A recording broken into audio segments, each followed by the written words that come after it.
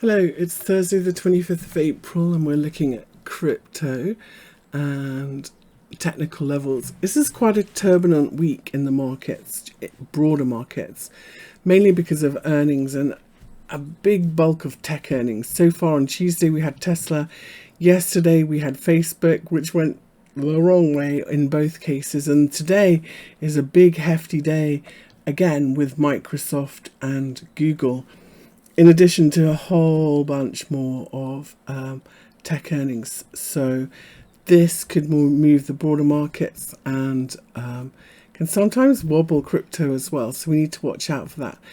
Bigger picture though, I think Bitcoin is doing really well thanks to these runes, Bitcoin rune inscriptions.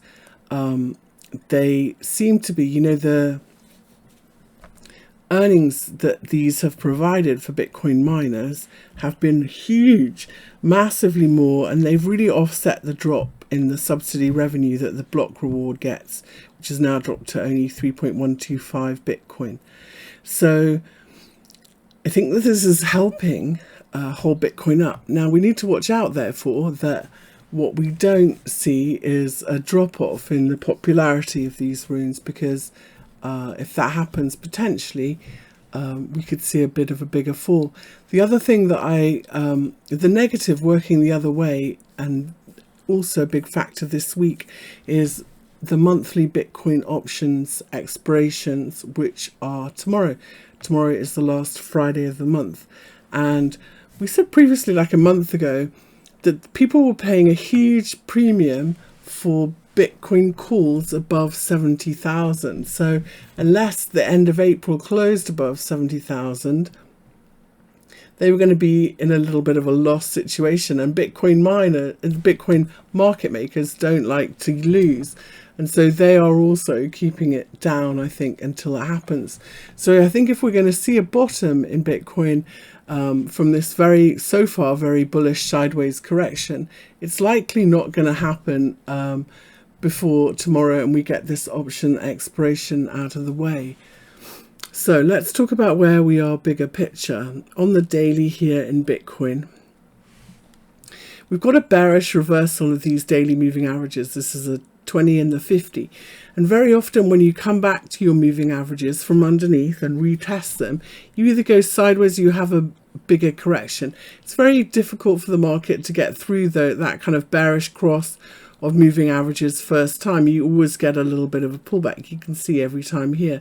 This is a big 50% pullback before we continued higher, and that happens on pretty much every bottom. First time you come back to these moving averages which are lined up in a bearish pattern, you get a bit of a bigger pullback here, 50 or 61.8. And so we're seeing the same here in Bitcoin. Now, because in Bitcoin, when you have a equal measured move correction, which is what I think this was, you put your fib retrace levels on both swings, so the bigger ABC, and what we got here is a retrace at this 50% level, which combined with the bearish cross of these moving averages is a little bit tough to get through first time. But one thing that happens when you do this 50% retrace is mean reverting markets, or markets that reverse at 50% levels, tend to keep mean reverting until you break out of that pattern. So you'll go up 50% of the drop, you'll pull back 50% of the rally, you'll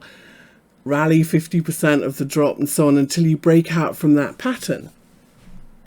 So that means the ideal support in this rally should be also at 50%, which is exactly where we are as we head into the open here at 63,550. That means it's quite possible that we get buyers here on the open and we have a little 50% rally of this drop. So if you're looking at short term, that's what I want to see. If we don't and we continue low and we break through that 63,550 level, then we're going to keep going lower and we're back to the bottom of this big sideways range that we're in and back to retest 60,000. So where is that 50% rally today? If you're looking for a sell, let's put this on the right so we can see it. Hold on. It's up here at 65,401. So 50% of this drop, a bounce up to 64,000, 65,400 would be 50% of this drop, and then we'll see what happens. You know, we could get into a smaller and smaller pattern with this pullback 50% and waiting for a breakout of that pattern. So that's what I'm looking for in Bitcoin. As you know, I think that this 60,000 level is major support for Bitcoin on a retest, and I'm watching to see if it holds. So that's where we are with Bitcoin today. Very choppy sideways range. I think that the market makers are going to work very hard to keep it in this very sideways range until we get through options expiration tomorrow, and this coiling up is very common. But if we are going to rally pretty early after this, you know, this is where it's likely to go from, and let's just hope there's no collapse in interest in these runes, which are really driving the block demand. So there are some other things going on in crypto news.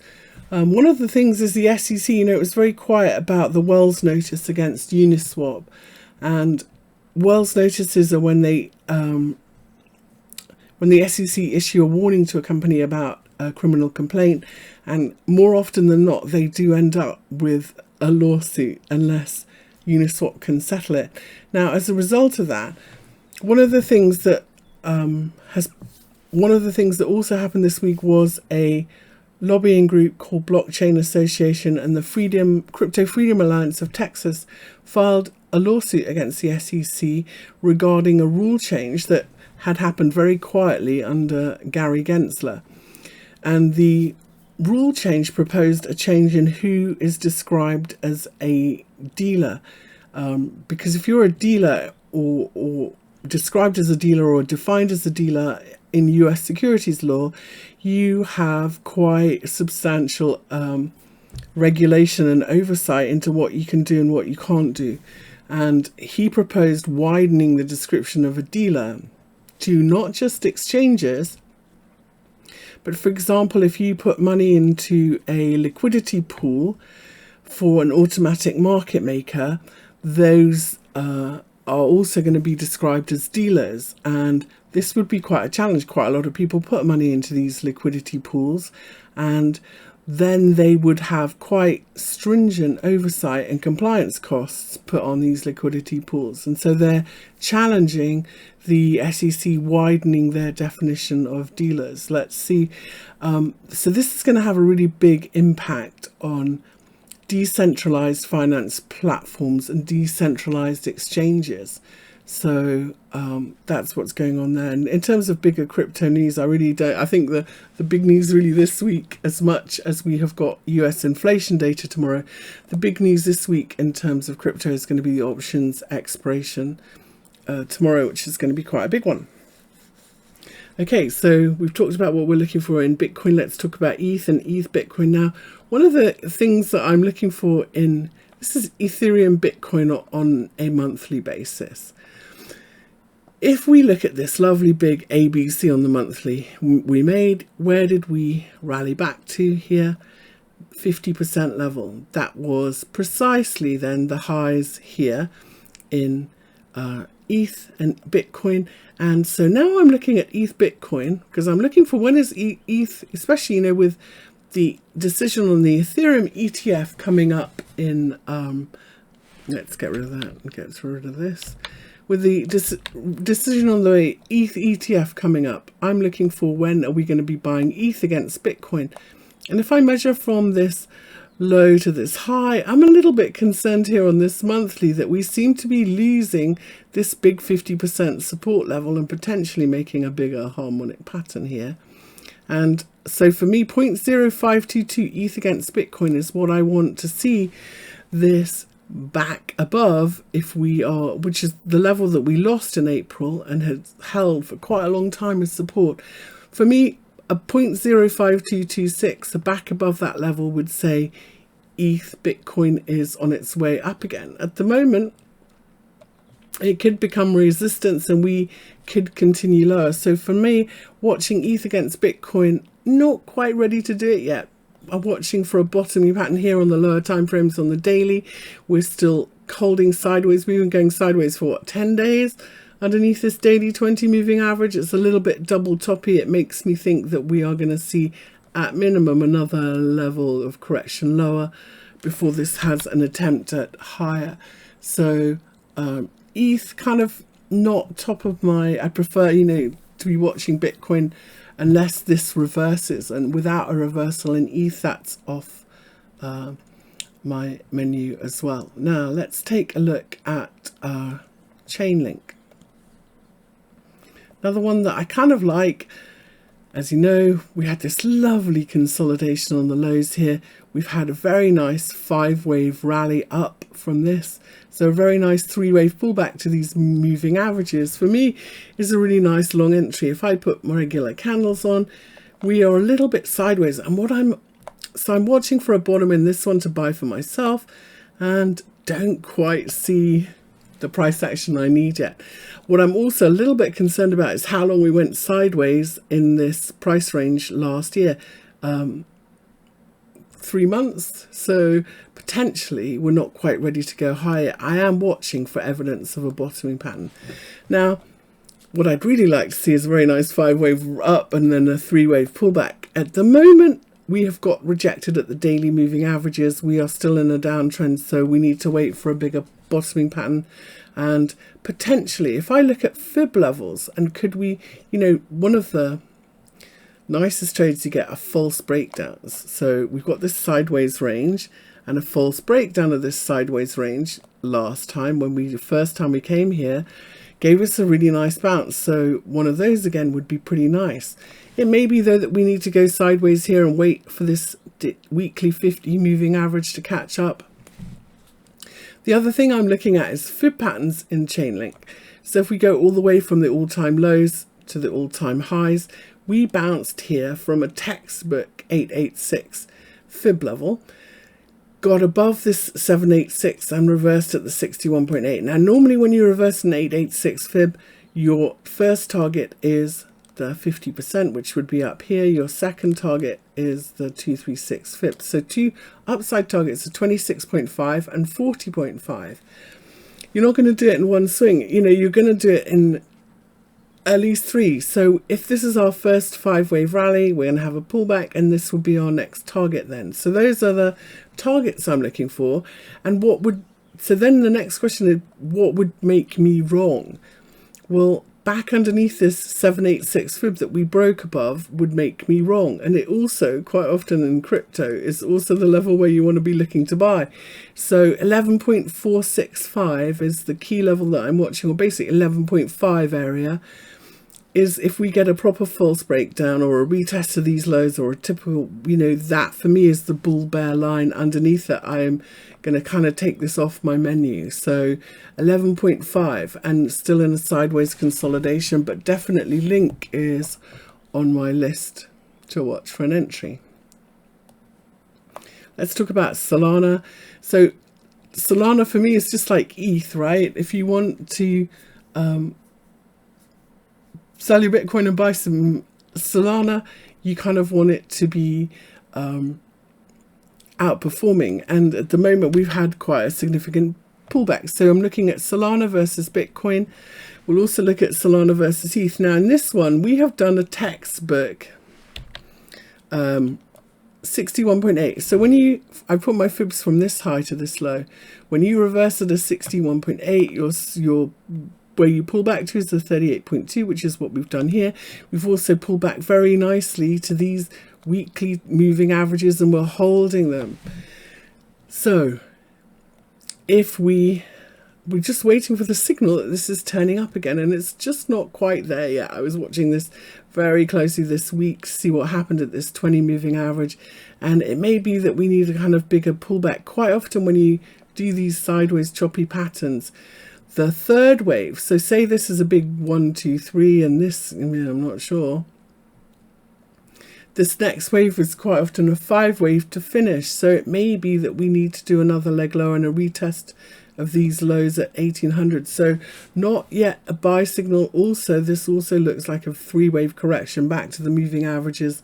So we're not quite there yet. So I'm waiting for this daily 200 to see what happens there. and a retest of the lows in Solana against Bitcoin. So not off my money until that happens. Let's take a look at Solana against ETH and see how this one is performing. I have to say, this is kind of a key support, right? As you know, I lean on the 236 Fibonacci a lot. And if we go from the December 2022 lows, we've bounced very nicely, having looked underneath from this weekly 20 moving average that was support previously in February.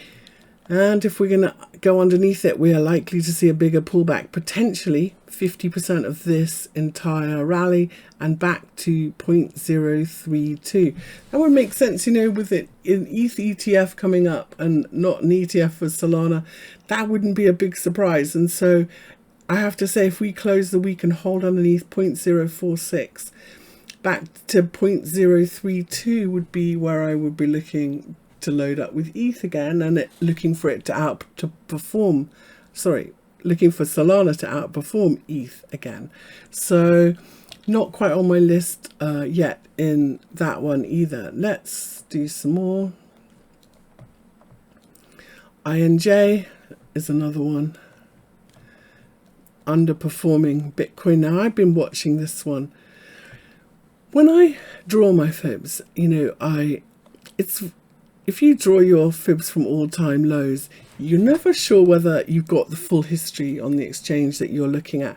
So quite often in crypto, I take the most recent visible swing as fib levels, and I see if they're working. And by working, I mean, did we get a reaction at the other fib levels? Here we got a pretty good one at this 236 fib, and I'm watching to see if we can hold and recover this 61.8 for INJ to be going up again and outperforming Bitcoin in the lovely way that it did certainly the last couple of years. And at the moment, looks like, I have to say, it looks like we're a little bit stuck here and underneath the weekly 50 moving average. So for me, I don't want to sell Bitcoin and buy INJ yet whilst we're making this price action. And potentially, you know, I'd like to see a bottoming pattern, a double bottom, a higher low that then gets back above those moving averages. Otherwise, I think the risk is that we continue lower to maybe 26.70 area in INJ. If we look at INJ against the dollar, listen, you could, that does this mean, you know, because it's not outperforming Bitcoin, that you shouldn't buy this? Not at all. It just, you know, in trading, sometimes you want to buy the fastest horse in the race, right? You want to buy the one that's outperforming. And if we take a look at the weekly pattern here in INJ against the dollar, you know, it doesn't look terrible, does it? We've pulled back to the weekly 50 moving average, 61.8, pretty nice zone here. It is a little tempting. It looks like we've made a pretty nice three-wave correction. But underneath these moving averages and without a better bottoming pattern, even against the dollar, you know, if everything in crypto goes up, this will go up too. It's just it won't outperform Bitcoin, and which is kind of really what you want. Okay, let's take. So it won't be a terrible trade. It just won't be the best trade necessarily. Okay, let's take a look at a couple more. Let's look at NIA. I was watching this. Lovely, because I thought in NIA on the daily here that this had made a lovely three-wave pullback and was potentially a lovely big bullish flag. Third touches the trend line when you draw them like this. So you connect the first high and the second high. The third touch is almost always the first time you do it, a little bit of a false breakout. And then if you do that and you have a little bit of a pullback, you kind of validate this trend line. And then if you get back above it, you're going up again. The problem with this is we kind of got this bearish moving average thing going on. And so if we're going to break out and keep going higher here, I'd really like to see the 236 fib from this low to high hold as support. If we zoom in here, that's exactly where we are today. It's at 6.618. That's kind of a lucky fib number too, isn't it? So, and it's also the daily 50 moving average. So if NIA, again, is going to break out for real, this 6.618 level is kind of where we might turn higher. And so I'm watching this on a low time frame here to see if we are going to do it. Right, Ganeshi on. Let's see if we can go green, because this 6.6 level is pretty important and would be a very nice long if we can break out from here in NIA. So key support, that's what I'm watching in NIA today. Let's look at another one, SEI, that's been performing pretty nicely. Now, is SEI done with this correction? This is another chart where if we take everything off and we look at what we've done from the lows, this is a very nice 5 waves, right? And here we are in a big correction. This looks like 1, 2, 3, 4, 5, a kind of swing failure double top pattern here on the weekly. So we go 1, 2, 3. We have pulled back, but we've lost this weekly 20 moving average. That's a little bit worrying. And here we are on the daily. So this is another one where if I was going to buy this, I kind of want to see a little bit of a better bottoming pattern. The other thing is, if I put my fibs back on, from this low to this high, we've pulled back to the 61.8, very nice.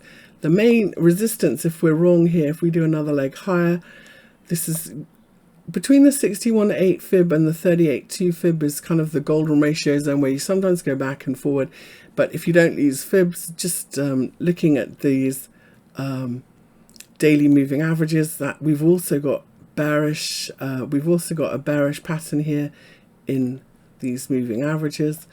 And this daily 50 moving average and this previous swing high are likely to be quite tough resistance first time we come back to it. So we're likely to go up into it and then maybe see a little bit of a bigger pullback that we need to see a lower high if we're keep going higher. But that would also be a very nice 5 waves. So then I would look for this correction. Let's redraw this. Not change, there we go. Then because we've got 5 waves up, I would look for a very nice 3-wave pullback, and then that would be a pretty good buy entry, and say in SEI that we are on our way up again. Okay, we'll take one more look at this IMX. This is another one very similar, you know, look like 3 waves, very nice channel. We're in that 61.8, 38.2 zone. Are we going to hold this 50% pivot level in the middle and the daily 200? I'm not sure. But this kind of where we are is pretty interesting, potentially bounce support. So again, I'm watching IMX. Now, if you buy it whilst it's still inside this declining channel, your first target is a retest of this trend line and a break higher. And then the key resistance that we need to close and hold above to keep going and not be a false breakout is 2.5, because this is a 61.8, 38.2 thing. And we've also got this previous swing low, these previous swing highs. So 2.5 is a big deal level. And then because these moving averages are all the way around, we're likely to get up here to the daily 50 and pull back and look for that 2.5 to be support. So you could be cautious, wait for somebody else to do the work and break it out, and then buy the pullback if you wanted in IMX. Okay, today we're going to look at the meme coins, which I had been watching closely to see if we were going to get some pretty nice bullish breakouts. For example, looking at, again, I'm looking, are they going to head up again, like as they've done before, and outperform Doge? And when I look, outperform Bitcoin, sorry.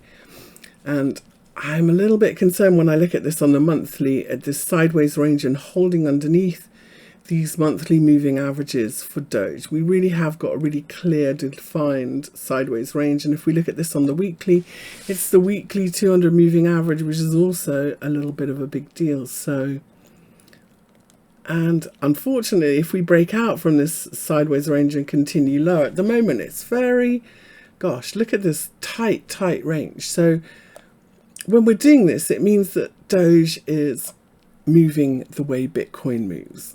What we want to see is this turn higher, break out and outperform. And so for, you know, Doge back above 300, and if it can sustain that 300 Doge Bitcoin, so that's 300 sats, that would be a bullish pattern and a bullish breakout. First time we're likely to not. So For me at the moment, holding Doge is pretty much the same as holding Bitcoin, but watch out that we don't break out from this sideways pattern and make another leg lower. And if we look at Doge US dollar,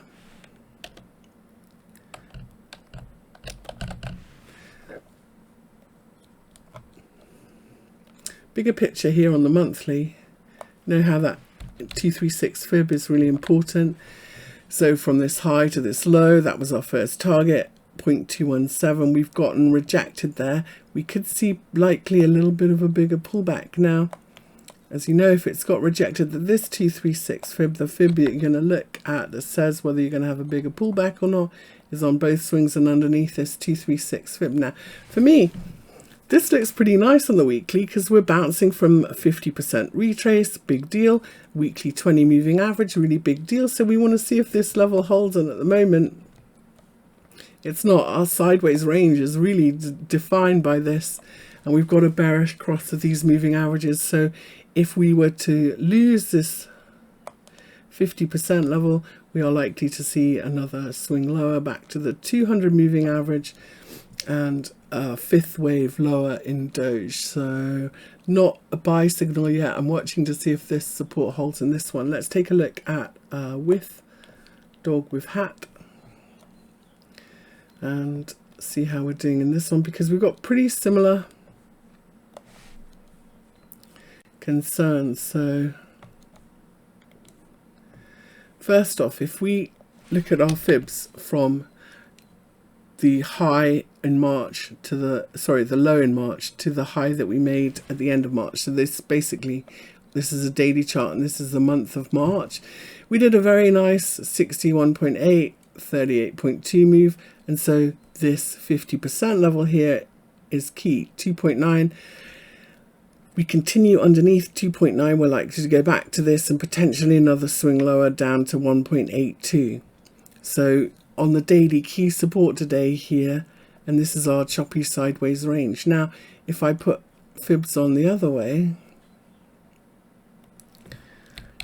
you can see that we have done from this high to low, put our fibs on both swings because we think this is a nice bullish ABC, hopefully.